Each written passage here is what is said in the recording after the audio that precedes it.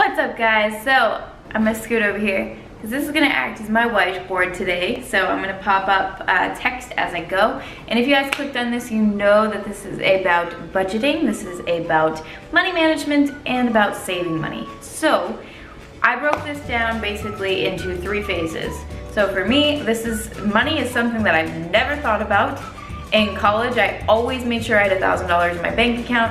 High school, I always made sure I had $1,000 in my bank account, and I never decided to see what I spent my money on. I never decided to think about it because it just gave me stress, it gave me anxiety, and I was just like, I do not want to think about this. I know that I'm all set. Keep making money, keep not spending it. That does not carry over into adulthood, especially as an entrepreneur who creates their own income. And it varies. So money management is super, super important to me. So we actually took the time to work with a financial advisor and actually plan out all of our accounts, plan out our budget, and start saving money right when we started with her. So she gave me 1,000,005 amazing tips. She helped me create this budget, and I'll put her information below. Her name is Heidi. I always recommend her. Financial advisors are free.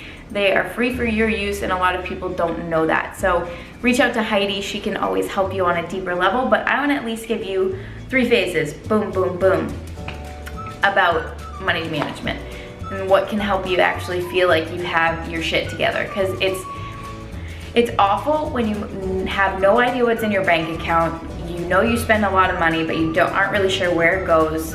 You always feel like you're living paycheck to paycheck, or you feel like you never have extra money to like go on vacation, and you have nothing in savings, and your goal is to like have like something in savings. Phase 1 is gonna be 30 days. So phase 1 is 1 month, and in this month period, your goals are to simply track your receipts, aka take every single receipt from every single place you go, whether that is online on different accounts like a PayPal, Venmo, Amazon, like buying stuff online using those types of accounts, gas, coffee, food, anything that you spend money on, save a receipt, ask for a receipt, always. And then you have to sit your ass down every single week. I highly, highly recommend every single week carving out 15 minutes in your day to sit down and go through all those receipts and track them.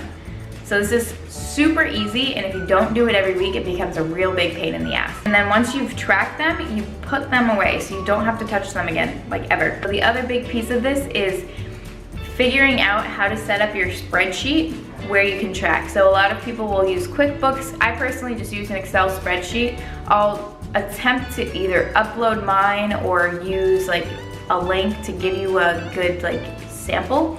Super easy, you don't have to be a whiz with Excel to do this. All you need to know is the basic things that you spend your money on. So figure that out. So like groceries, electric, mortgage, whatever, rent, TV, internet. All the things that are fixed expenses and just things that you spend your money on in general. But don't break it down to like coffee, beverages, food, out to eat. Break it down to groceries, like stuff for the house, out to eat. That's it. In that 30 days, you are tracking receipts, you are saving receipts, tracking receipts, and you are classifying all of those things that you spend your money on. No budgeting yet, no trying to figure anything out yet. Phase 1, complete. Phase 2, this is where you actually go through and you analyze what the hell you're doing with your money. First of all, you want to go through and you want to total up every single column, figure out how much money you spent in a month, total up your groceries, total up your out to eat, total up your going out for events, like those columns. See what you're actually spending your money on. Then what you want to do is you want to have, if you have a fixed income, which if you do, I feel like this is so much easier. Like for me, my income changes every single month. So this is even more of a challenge. So if I can do it, you can do it. Pop that number in there. If you have like outside ways that you make money, pop that in there too. Any side hustles. Then you can see what you're spending, what you're making, and you can compare. Granted, you're not in debt like crazy. You can see, oh, I have plenty of extra money. that's great. But more likely than not, you're spending a lot of money on things that you don't need to be spending money on. So use this time to really figure out, okay, what of this is like kind of non-negotiable? Like maybe groceries you could cut down by like $50, $100 a month. That's a hard one because usually you only buy stuff you need for the most part. Or like kids lunches you can always like cut down, but that's a hard one. Going out to eat, coffee, buying random shit places, those things can all be cut or cut down. Anything that you don't need, like clothing and stuff. So check that out. See, like, holy shit, I can't believe I spend that much on clothes. And then slash it.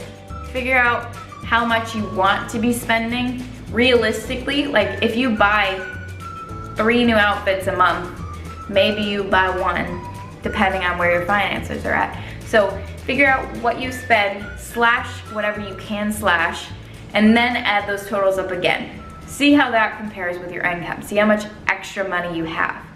So that's gonna be phase 2. That's literally creating a budget. It's just the thing that people miss is like seeing how much that they spend first. So if you don't see what you're spending on, you're just gonna be pulling numbers out and there's no way in hell you're gonna adhere to it. So the idea is to get as close as possible to the stuff that you spend already. That's a budget. It doesn't have to be more complicated or like difficult than that. For phase 3, that's saving money. So saving money and then continuing this process. So saving money, once you have your budget, you need to plan to adhere to it like you would a fitness program, a diet, something that's non-negotiable. You have to really stick to it, and if you care about it, you will. So once you have that set budget, you can look at your income and you can say, all right, where's my wiggle room? What do I have? How much money am I not going to miss every week is a good way to look at it. So for me, it was $100 a week. I know I'm not gonna miss $100 a week. So for you, it might be like $25, it might be $50. Whatever it is, set that as your amount of savings per week, if that's easier for you. If it's per month, you like to take out that chunk, that's easier, that's fine too. But set that up and do not waver from it. No, unless you for some god-awful reason need to pay all of your money out of your checkings. Don't waver from the amount of money that you need to save every week.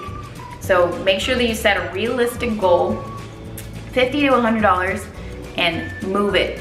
Don't even look at it, move it. And I suggest moving it to a different bank account if possible. You can have it in your same account, but then it tends to kind of look like it's just a checking account. So it's like, oh, I can use that if I need it. But the idea is for you to not miss it, not touch it, it's in savings. So that's how you start saving money. It's super easy if you just do it, but I find that it's very overwhelming if you look at all of that without actually breaking it down. So that's 3 phases to managing your money, to saving money, and to no longer feeling stressed and anxious about your money. Other tips and tricks that aren't really in these phases are to kind of figure out where your accounts are. So credit cards and stuff are always, you don't have to be stressed about having debt on your credit cards. As long as you have the minimum payment being paid like automatically, it won't be a stressor for you. And then if you have extra money, you can spend it on paying down debts and things like that. So debt is not something to just stress and let eat away at you, because you will pay it down. You just have to set up a minimum payment. That'll help your credit score too, by the way. But so set up all of your automatic payments after that. Make sure everything is gonna be paid for no matter what. Whether or not you forget to pay it is not even possible. If you, for some reason, you go over your budget, like you've been tracking throughout the months, and you go over, then maybe you need to reassess. Like if you end up spending consistently $100 over, then okay, just up your budget. Don't feel like a failure, just up your budget if you have the money for it. Otherwise, like start couponing and stuff. Personally, what Brian and I have done is we've opened a joint account. We've figured out our budget and our fixed expenses. So we've even put like groceries as like a fixed expense. So what we do is we take our income and we put in all of those shared and fixed expenses into one account. And that is the only account that we swipe the debit card for.